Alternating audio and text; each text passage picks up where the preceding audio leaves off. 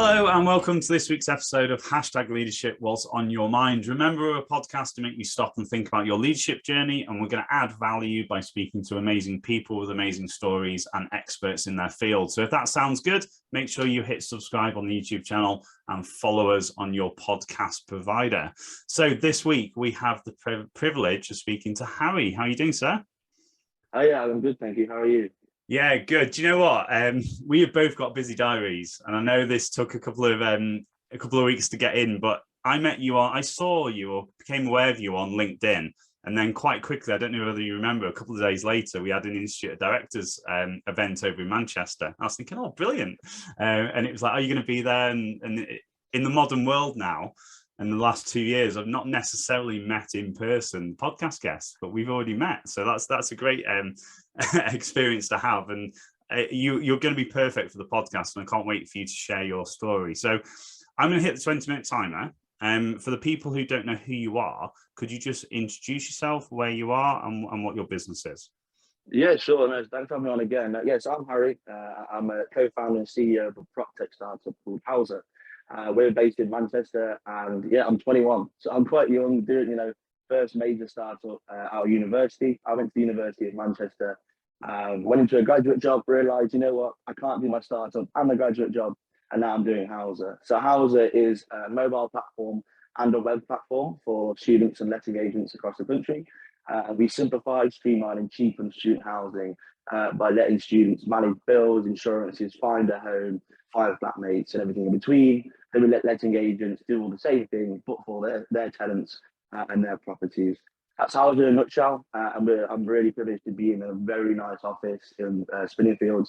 So that's basically what I'm up to right now. Awesome. And again, the tech world, even I say I'm from the generation that knows what a computer looks like.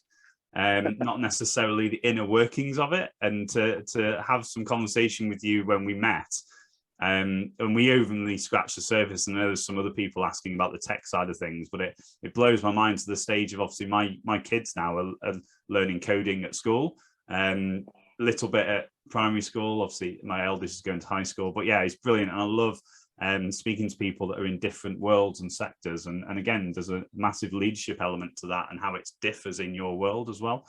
So before we forget, let's start with the questions. Obviously, we're #leadership, what's on your mind? I'm really interested to know what comes to your mind when you hear the word leadership. Yeah, I think I think this question could fill your whole podcast if there's so much talk about this.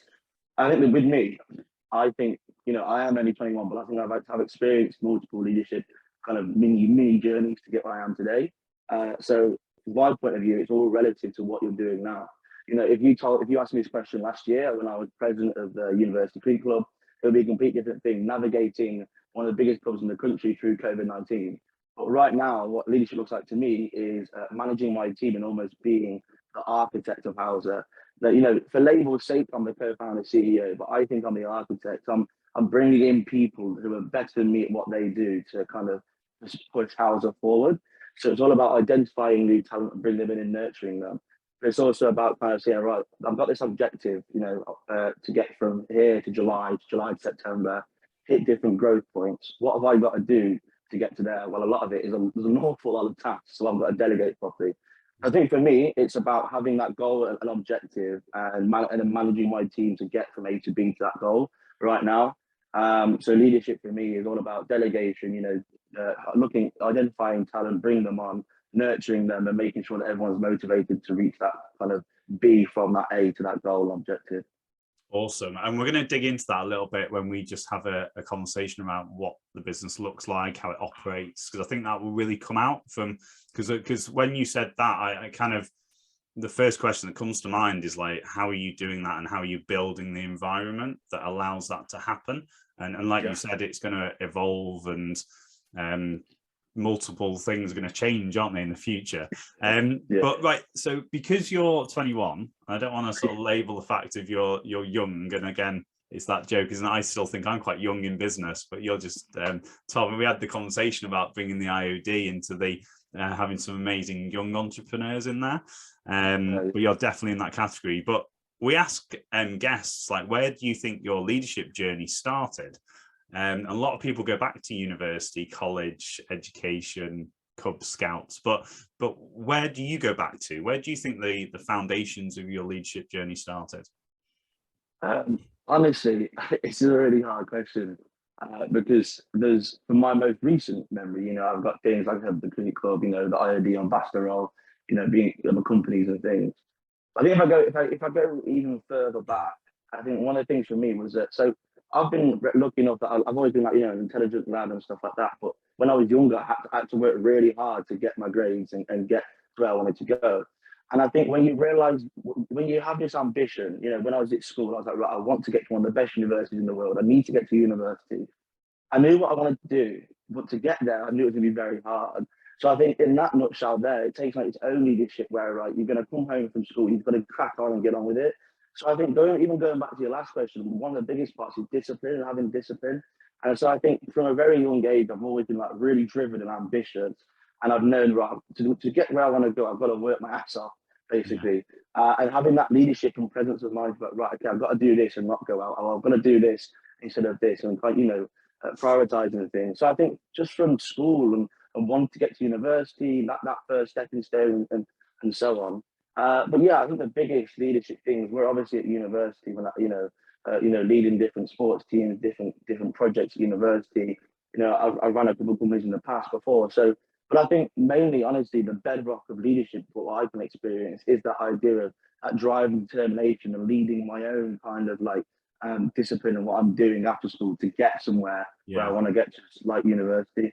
So I'm going to ask a question because it really intrigues me. Where do you think that came from? As in that drive and determination? Yeah. I don't know. I think, so none of my family had their own businesses, and they do now. It's quite fun. I always joke with my family they copied me, but they that's brilliant. I love that. they do now.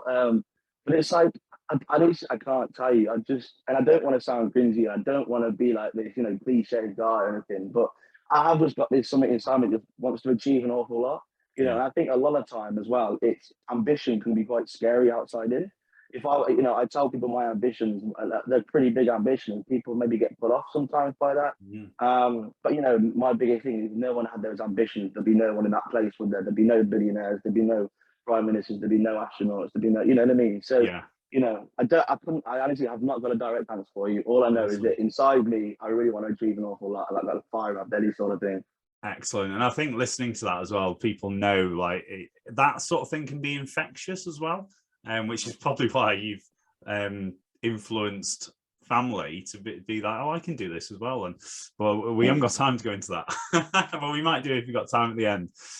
So the one question we've added recently from feedback from listeners, and we're constantly getting great feedback from what people get from each of the episodes, and people are asking questions, which is phenomenal, about if you were to say somebody influenced your leadership journey, whether positive or negative, like where would you go? Who would you choose? You can be specific or you can generalize. What would you say about your influence? I think I've got a couple of things. I think first of all, so my mum, my father split up when I was younger, and then I mainly grew up with my mum. And I think the way, and any single parent out there, props to you, flipping at you. There's a lot of fair play to you. So my mum brought me up and my little brother. And I think just that, and when you get older, you realize your parents are just like you, a human being going through life just at a different stage. And you're like, hang on a minute, they've done a really good job, especially when my mum was a single parent. So I think there's definitely that innate kind of role model aspect for there. I think more of a business sense and more on topic. I think someone like Elon Musk, who's running multiple ventures, but these ventures aren't just like side hustle or things like that. They're like mega world changing things. One is trying to go to Mars, one is trying to change things here on Earth with with electric cars and solar power and stuff. And his new stuff like neuro and the mind combined together. I think to him and he's been able to basically build businesses which are very cash heavy and have built his wealth really quickly. And then that wealth is used to be able to go actually build organizations that change the world. And that's kind of the way I want to do it. I don't want to do rich just for rich sake. I want to put it to good use. I want to build these companies and change the industries that I'm in, but eventually use that wealth and kind of that experience to start an organization that can actually really make a difference in the world and change lives for better in health, in ed tech, in prop tech, you know, even in space and things like that. So, you know, just his journey, I look up to a lot. So amazing. I love that. So tell us a little bit more detail then about your business and how it came to be and what it looks like now. Yeah, well, funny story. It started on a 2-pint Tuesday at the University Students' Union in a bar. That takes me back. That takes me back. Little quirky memories of nights out at uni. Big time. And so, but no, basically, you know, for your listeners that have been to university where you have to find private rental and accommodation yourself, it's a terrible process. You know, everything's really decentralized. Everything from finding a home to finding flatmates, managing your bills, insurances. It's all over here. And what we realize is that when you're at university, you're overwhelmed with stress as it is. You know, this shouldn't be an added stressor. And let's take an international student who's in the country for the first time at 18. Private rental for anyone is scary, let alone if you're in the country for the first time and you're 18 years old. You know, so we thought something needs to be done about this. So what Housr is we try and simplify, streamline, and cheapen the whole process by holding their hand through every step of the way and giving them more like a guided tour around everything and making it less overwhelming. And what we do there is we apply the novelty aspect of the dating app called Tinder. And, you know, it's like, oh, Tinder for housing, but it's actually really effective because that one profile swipe right, swipe left motion condenses all the information down, simplifies it, it increases you know, the simplicity and decreases the time and effort needed to find a home. So students basically from the start of the journey can find their flatmates if they need to.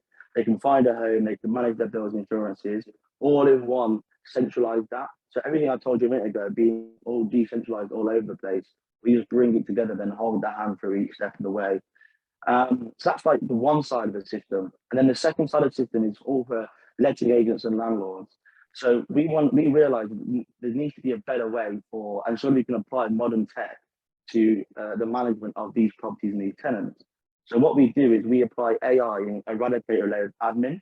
Because at the moment, as you might be aware, letting agents can't charge admin fees anymore. So it's basically a lot of paper that's not billable. So we get rid of that with AI and allow them to have a platform where they can manage their homes and tenants. So overall, we're trying to change the whole way student housing works by streamlining and simplifying it. We're doing well. We've got a team of 6 now in Manchester, and we're about to hit our seed round, which is going to be quite exciting, which is quite daunting as well, raising further funding. But yeah, it's you know, it's inspiring. And the biggest thing for me is everyone in my team has been through the issue. So we're obviously, me and my co-founder Ben are recent graduates now, but we're built for students by students. The problem is ours that we're solving, you know. So that's how it's in a nutshell, basically. Yeah, brilliant. So tell me a little bit about, you mentioned something that I've been aware of, and I think it's been quite famously quoted a couple of times about why should I employ somebody who's very good at what they do and then tell them what to do. You've got them in the room because they're going to add value. So tell me about that process, because some people struggle to even think about that as a concept, never mind then manage somebody or lead somebody. And do they need to be told what to do? You're right in what you said about you're the visionary. How do you actually make and create that environment where everybody is firing at their potential? Yeah, I think there's a very fine line. I think you've got to be relaxed, laid back enough approach to kind of creative fluidity and freedom of ideation, but at the same time, with that freedom of ideation and allowing that employee to, you know, put ideas out there, that there needs to be some structure. But with Housr, yeah, I said it earlier, for title's sake, I'm a CEO, but like, they don't go, oh, CEO, it's just, obviously it's Harry, you know, and Ben's Ben, you know, and everyone in our team, we try and see it as almost like a level playing field where anyone can ask anyone anything. And that fluidity allows internal intra-sector conversations. So people from in our marketing team will be discussing sales strategies with our sales team. That then reinforces the effectiveness of our marketing campaigns, then reinforces the effectiveness of our sales campaigns. So to answer your question, there is structure and we have sectors and we have different people on different teams. And because it's a small team, there's always crossover, so it's quite funny. A sales meeting will be on, then 2 people from that sales team will stay on because everyone's from the marketing team, you know, but at the same time, there is that level of fluidity and freedom where if you've got an idea, run with it. So if run with it as long as you have faith and belief in it. If I've brought you on or Ben's brought you on, so if you've got full belief, we know you're good enough at what you do. If you've got full belief and faith in that idea, then run with it. If you've got any doubts, then also run with it. But if you've got too many doubts, and you have to keep thinking about it, then don't, because the hardest thing in a startup is barriers like just not getting on with it or just not starting things. We're a young startup. We can take risks, so take that risk and just go for it. So yeah, we have sectors, but we try and keep it fluid to allow that creative fluidity really for everything we do. Awesome, I like that. And we mentioned, we had a little chat before we jumped on about some of the things that I'm really interested in. And you mentioned a little bit earlier on about delegation. Yeah. So how have you learned the art of delegation? What's it look like right now? Have there been any challenges along the way? Because like I say, it fits into what we just said, isn't it? Empowering the team. But what would you say about delegation as like a topic? I'm definitely still learning. Definitely still learning. I think everybody, if someone says they don't relate, I think they're lying. I think everyone relates to the fact of the idea that your startup, your company is your baby, and allowing that trust, passing on that trust is very hard. But I think with me, at the start, I ran companies which have been a one-man band before this. So when I started, me and Ben, we both thought we can do it all ourselves, right? We're fine. And we quickly realised we can't, not to achieve the vision that we have. So I think with delegation, for me, pragmatically, a lot of the guys are remote. We have 3 people in the office at the moment, the others are remote. We use something called Notion, which is a great tool, and I think your listeners, if they haven't got it, should definitely get it. I'm not sponsored by them. I wish I was. But it is a great tool, and it's all about ticket raising, so everybody can see tasks. And the way I do it is everyone in the whole team can see everyone's tasks, and they can see how everyone's getting on. So that kind of visibility of everything allows more productivity, because people are like, oh, hang on, he's doing quite well, I need to get my tasks done. And also allows a good picture and a good kind of, you can sit back and see the long-term strategy. So the way I do it, I think if you get too caught up in delegating tasks all the time, you can be very tunnel vision, and you can just be seeing what's right in front of you. So having all your tasks laid out for the whole team to see, everyone kind of sit back and see, okay, well, this task I'm doing now fits into the wider picture this way. So I'm getting from A to B by doing this task. So then that allows me to realize, okay, well, I need to delegate in that sector. And it's a simple, pragmatic approach. I can drag one ticket from here all the way over to here, and all of a sudden I've delegated to another person. But that motion really helps me understand where it fits best in the team. But I think it's also, with me, everyone that works for me, I want them to go and start their own company one day, and they all will. I'll have to hire new people soon, because they're all really good, and they've all got the startup bug. Do you know what I mean? They're all really good at what they're doing. So they're all very, very capable. But it's also about asking them, what do they want to do? Because if they're doing something they enjoy and they're passionate about, they'll start creating their own tasks. So I'm really privileged now that at the start I had to micromanage a little bit, because people just getting used to Housr. But now my team are that good and that efficient, and they've got their own projects within Housr and their own vision.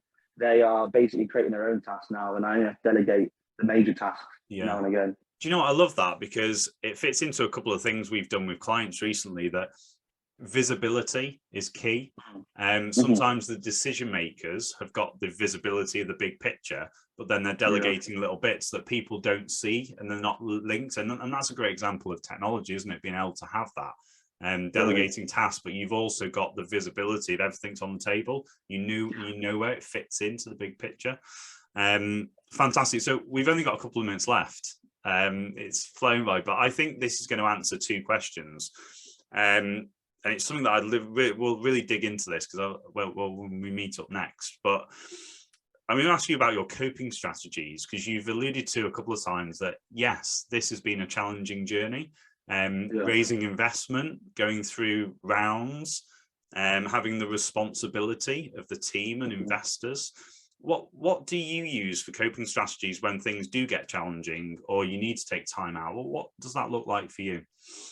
I don't know why, but I've been asked a lot recently, and I think, you know what, every answer has been different, because I think that resonates the fact there's so many different things that you do without realizing it's actually a coping mechanism. So I think with me, the obvious one is sport. I'm massively into sport, which is quite good. Good now in the office is a new gym at Bonded Warehouse, so that's good. I, honestly, though, a bit of a different angle, maybe to what the other podcastees have said, is having a great co-founder. Having a co-founder that's literally your best mate, but also your co-founder that you can lean on. You know, if I don't come into the office for a week, it won't be the end of the world. I know Ben will be fine. You know, so I think it's having that fluidity in that aspect. You're going through things together, you have the same vision, maybe a bit different, but the same overall vision. Understanding that you're in it together, you're not on your own. It can be very lonely. Startups can be very lonely because you know you're employee number one or number two. You know you've got to wear every hat in every sector. I'm an accountant. I'm a marketeer. I'm not any of these things expertise wise, but I'm doing all these things as a salesman. So it's having that co-founder. So I think the obvious thing is sport and kind of distract yourself from things and do what you enjoy. But then also having a good co-founder. For me right now, I'm climbing Mount Kenya to raise money charity in September. So training for that is helping me at the moment. Fab. And I could do it just quickly. I do similar things of like, I just think movement is really good because I get loads of ideas when I'm not in the office. So we do, yeah. We especially when the weather's getting a bit nicer. Me and Ben, we have two founder calls a day or meetings a day, and we take at least one of them on a walk around the office or outside or something. You know, so. This helps. Although we know the psychological links to why that's good for you. So, mate, thank you so much for that. I know it flies by every time we've got good conversations on the podcast, but yeah, just let us know what you got from that from our viewers and our listeners. Send some questions in. I'm actually starting to send a couple of questions into or forwarding questions to guests because people are so interested in who we've got. All your links to your business and your LinkedIn, etc., are going to be in the comments below. And just thank you for your time. So if you really like that, make sure you let us know your takeaway from that episode. Make sure you hit subscribe on the YouTube channel and follow on our podcast provider. Just leaves you to say, Harry, thank you so much for your time. Thank you. Thank you very much for having me. No worries, my pleasure. And guys, we'll see you all next week. Take care. Bye.